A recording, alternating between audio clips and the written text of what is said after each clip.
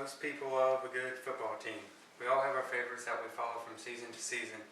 There are a few things that should come to mind as teams you think of football. One of them should be the Green Bay Packers. The Green Bay Packers have had the greatest mountaintop wins and the lowest falls from grace. Today we will explore the early era, the dark years, and the Lombardi era, and the golden era. The first part of history that I will talk about is the early years of the Green Bay Packers. The Green Bay Packers were founded on August 11th, 1919 by Curly Lambeau. Lambeau solicited funds for uniforms from his employer, the Indian Packing Company, and was given $500 for uniforms and equipment. The 1919 Green Bay Packers season was their first season of competitive football. The Packers are now the only publicly owned company with a board of directors in American professional sports. Typically, a team is owned by one person, partnership, or corporate entity. It has been speculated that this is one of the reasons that the Green Bay Packers have never moved from Green Bay, even though there's only 100,000 people that live there. I found this information in Television Quarterly by Richard Carter. After going through modest winning seasons during most of the 1920s, the Packers began to build a championship caliber team, as they signed 3 future Hall of Famers. The Packers won their first NFL championship in 1929, with a 12-0-1 record, the only undefeated season in Packers history. The Packers were also able to defend their title in 1930 and won their 3rd straight league championship in 1931. The Packers had their first ever losing season in 1933. However, Curly Lambeau was able to build another elite team during these struggling seasons, signing more future Hall of Famers in 1935. The Packers became a perennial championship team in the NFL for the next decade. The Packers won 3 titles, one in 1936, one in 1939, and another one in 1944. The next part of the Packers' history is the Lombardi era and the Dark Ages. I found this information in Television Quarterly by Richard Carter. After the 1949 season, Lambeau met with Packers executive committee to discuss whether or not he would continue to be their head coach. Afterwards, it was announced that Lambeau was stepping down as head coach. He had left behind a team that had few quality players and was struggling with finances. Gene Rosicki replaced Lambeau's coach, and the team began using the green and gold colored uniforms that they've worn ever since. Green Bay only won 3 games that season and in 1951. In 1952, they nearly made the postseason. I found this information in Television Quarterly by Richard Carter. The Packers of the 1960s were one of the most dominant NFL teams of all time. Coach Vince Lombardi, pictured here, took over a last-place team in 1959 and built it into a juggernaut, winning 5 championships in a 7-year span, culminating with victory in the first 2 ever Super Bowls.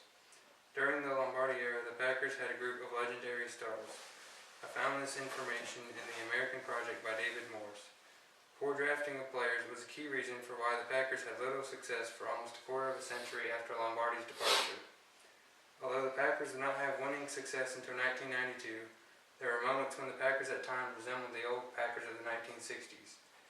In 1972, the Packers captured the NFC Central Division title, and in 1975, under new head coach Bart Starr, the Packers won only 4 games, but in one of those wins, they beat the eventual 1975 NFC champion Dallas Cowboys 19-17 on October 19th in Dallas.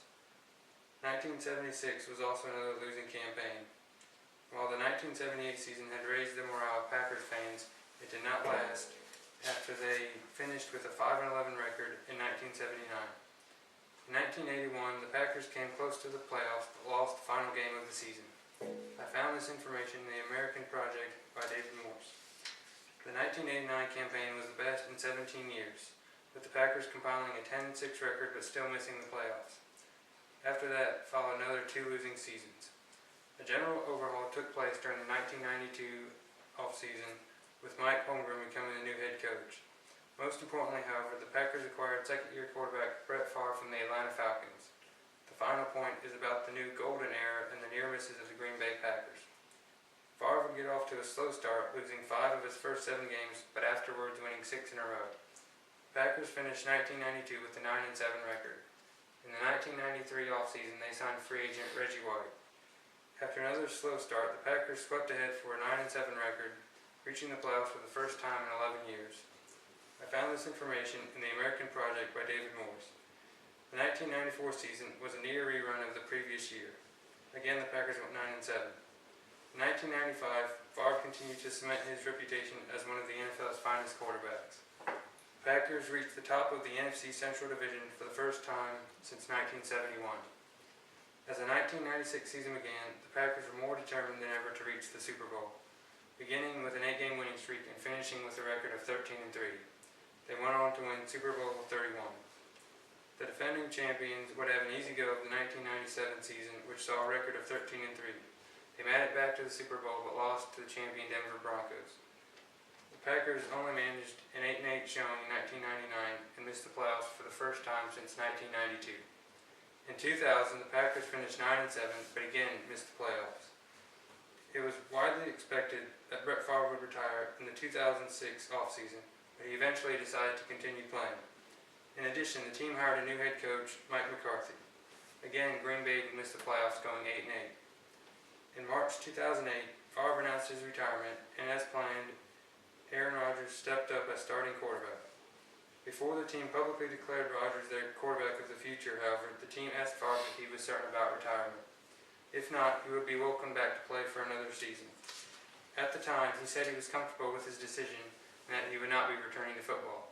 But as the summer approached, Favre suddenly decided that he wasn't ready to retire after all. But the Packers were ready to begin anew with Rodgers and had no interest in taking him back. With a 10-6 record in 2010, the Packers snuck into the playoffs as the last team in. They went on to play the Pittsburgh Steelers in Super Bowl 45.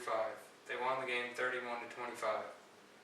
Now you know about the ups and downs of the Green Bay Packers from the early era through the Lombardi and darkest era and their journey into a golden era. Hopefully this information has helped you. Packers will continue to be a model franchise for years to come.